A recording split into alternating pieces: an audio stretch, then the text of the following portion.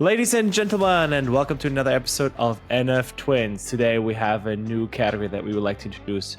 It's called ChatGPT versus XYZ rapper. Ding, ding, ding. All right, in this episode, we want to talk about ChatGPT versus basically AI rappers, right? This brings back a story of back in the day. For example, when people say SaaS companies are nothing else than a wrapper around a database, right? What does that mean? What does that mean? Explain that a little bit more with a wrapper. What is it? All right, for example, now, especially with AI, with ChatGPT, there are certain apps or services that basically use ChatGPT as a basic form, and then they build their servers around it, and then they sell it, right? So basically, they using the internal technology of ChatGPT and then selling for people. That can be called a wrapper. Or, go ahead, Mark. So, for example, they are focusing on a specific niche. So there might be a ChatGPT. They're using not ChatGPT, but they're using a large language model, basically as the base form, and then give it more specific data and put it in a wrapper, like a nice candy wrapper, and then sell it to the end user. For example, there's these applications that have it for fitness. They can give you a nutritional plan, etc. What basically ChatGPT can do anyways as well, but they go on a more niche specific. Well, the question is, or maybe ChatGPT can do it. We'll see in this one. So this is basically it. They're just going a little bit more niche focus versus then the more generic model.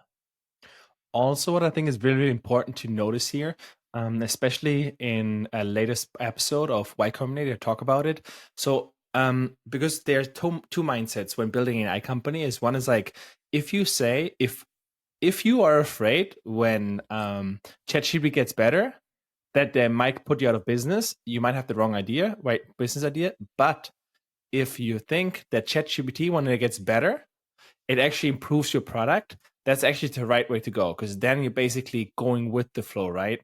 So exactly. I think it's really important. For context wise, for the listeners, they said this because they were asking, like, for those people who want to start an AI company, this is the question they should be asking themselves. So that's why we came up with this, or this is why we mentioned this now.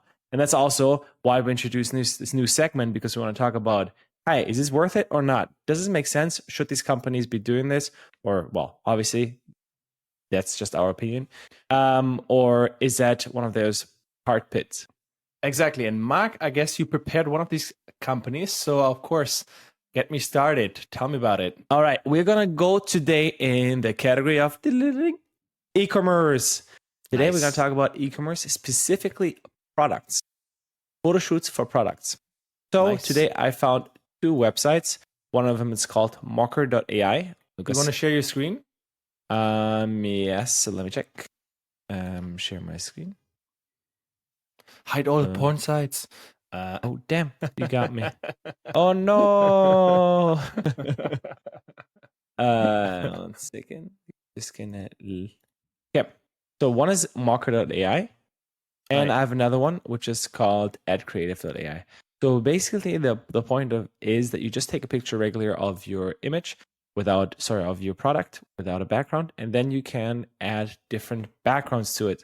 And for that specialization, you then pay, obviously. It looks super cool, super interesting. The question is it worth it? Like nowadays, you have Canva and all these AI tools, as well as ChatGPT. So now is the discussion. Let's check on the pricing. This is, for example, per month, $29, and you have unlimited photos. Mm-hmm. So, Lucas, you have some experience with also pricing, images creation. Go on pricing again. So free 40 photos at once, full access to studio. Okay, so go back. So in general, I've been using a lot of Canva. And now the question is like, Mike, you created also images with it. And like, was it good for you because you tried it, or what was your experience, right? Because I think then I won't judge it on top of that one. And yeah. So, I mean, Canva I used in general for mockup design, because what Mokker does, for example, is not only AI generated stuff, but also like backgrounds. You can just add a background to it, which has a very similar feel to Canva. Obviously, it might as well have some integration, such as, hey, you can directly connect it to your e-commerce store, etc.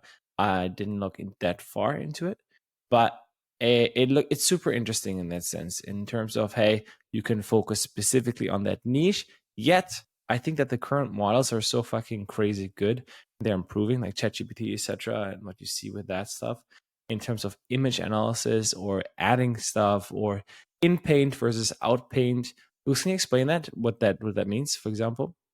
So outpaint, you can explain outpaint, Oh no, but sorry. inpaint Okay. is inpaint is basically you have an image, and then you basically can change certain features. So for example, you create an image of a person, okay? But you don't like the eyes, so you mark them and then you can regenerate this, right? So this is in paint. And as well, of course, you have other things where you have a person and then you want to put it in front of a certain place. I'm not sure whether this is out paint, but it might be. Mark, please correct me here. Well, it's actually not called out paint. Sorry, I misspoke. It's just because I was talking about in paint that you can just basically draw over it, and then you can also do like an outline, and then you just do everything except for that. So it's the inverse, I was like, basically. I'm pretty sure that's not what it's called, but yeah. So I think that's really, really cool. As now, especially with ChatGPT 4.0, you can do similar things and you can just do in paint. So for example, this background that we have for our podcast, basically just use ChatGPT, giving a task, and then I didn't like, for example, certain things, a microphone stand, etc. Then I just inpainted it and then could just remove it. Just like literally just text, hey, please remove these things, which is really, really cool. But again, this is not the same as the product that they're offering, right? So what they are offering is you have a product, you upload it, and then you say, hey, give me certain designs, which I like, which is then comes again, they put it in a wrapper, right? Because these are certain features that you can use, but then it's also about the studio. How can you edit these things? How can you distribute it? So they offer more value, because otherwise right now what you would be doing, you have to upload to ChatGPT. From ChatGPT you have to export it, then you have to use something like Canva you probably have to pay because you don't have then premium like sizes, which is not like you can't upload it in HD, etc., which is very limiting. So then again, it's you do the math and you're like, okay, I can do it all in one. So that might make it more attractive. Also, like the free tier with 40 images once is also quite good, so you can test it. So I think it's really cool. I also think so, honestly. Like, I'm a little bit torn between the two, but now I was just thinking also about. I paid for an AI premium Spanish language learning app once. It was like $15, which is super expensive for a month, but I wanted to try it. And it was super interesting because, I could have, like, for example, a friend told me that he uses ChatGPT to have French conversations and practice, which is nice and all good stuff. But I liked it because it had a little bit of different features. You can have like pre-selected answers or like quizzes, etc. Yes, it has a ChatGPT format, but it still used I guess the base model, but it has additional wrapper, which made it for me kind of super cool. At some point, I didn't end up extending for it because $15 was too much for me. Or 15 or 50? 1.5. Well, Okay, 14. yeah. I think $15.99 actually, $16. Yeah. But it was super interesting and super cool. So on that side, because this is more focused on business, I think that people are paying for it, definitely. And I think it can be worth it. And it's something, because if the base model increases, you still have the suite around it, right? That's you can use, everything in terms of the Canva, adjusting it. You have all your marketing stuff, right? Everything that you need, you can do there. Fucking kind of cool. And the same as I have another website. It's called Adcreative.ai. So I'm guessing it's not just e-commerce; it's just in general ad creatives. Come on, share the screen, baby boy. Let's go, baby boy. I'm gonna lose my breath. So here, basically, you can also, which is cool, you can go up, please. It. No, wait. Okay. So basically, generate product photo shoots, which is what they can do. But then you can also you can connect, which is kind of cool. You connect basically your own data, like Humana ads, Google ads, etc. You can connect them, and then you can generate ad creatives. Which is kind of sick. Super easier. So basically, you have all the formats, and then just like spit it out. All right, this makes sense. This is really, really cool. So is Jesus Christ. It's 10 credits. It's like, think about it for professionals, right? Professional ad, like marketing agencies, etc., makes it a lot easier. Go down. Wait, unlimited photo stock by stock. I mean, I So the don't question even is know on why this you would one. have. Why would you need unlimited photos by iStock?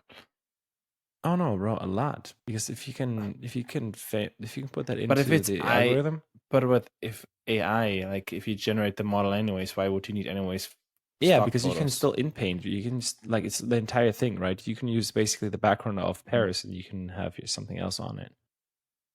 I think that's super cool. I like that. It's just all it's like No, I think iStocks it's might be really cool. looking. I'm just like surprised or shocked by the prices, right? If you think about it, Yeah, 200 but it's B two images. B. I mean, you're adding a lot of value We for these users. But for me, think about the credits, right? So generating 200 images costs almost nothing. All right, guys. So roughly, generating one image costs, if you go on image generation generating image websites such as Replicate, etc., 1 cent, 2 cents maximum. Yeah. And then think about they give you 100 credits, so €1 to €2 or dollars that they let's say have a big profit margin. So I think it's really, really cool. I mean, a Yeah. good business for sure. Well, I think so. It looks good from the outside. I think Have this you is seen also whether one they of these raised things. money? No, I didn't check actually because I just Just found this let's go. before. Can you check for it?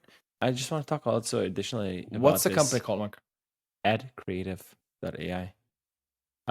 One thing that I really like about it is that the better the base model gets in terms of analyzing data, think about it. You can add your meta ads, LinkedIn ads, whatever ads can you have, the better it will be the outcome. So if the base model gets better for this will gonna be even more better.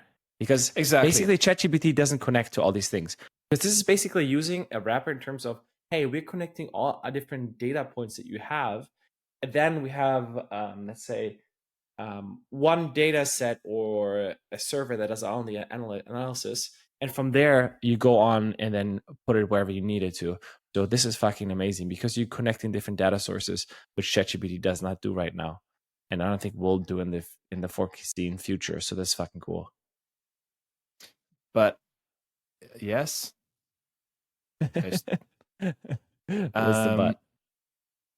no, for me the but was Oh, tell more. me. No, for me, it's very interesting to see companies that are integrating it and building wrappers around it.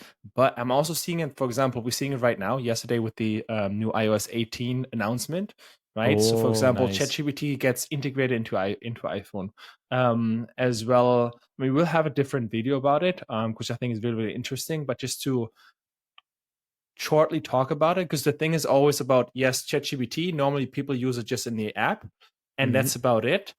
But if you want to do it in a workflow, it doesn't really do much in a workflow Yeah. for the everyday users. Yes, developers can build apps around it, but for the everyday users, it's basically just a different alternative to Google.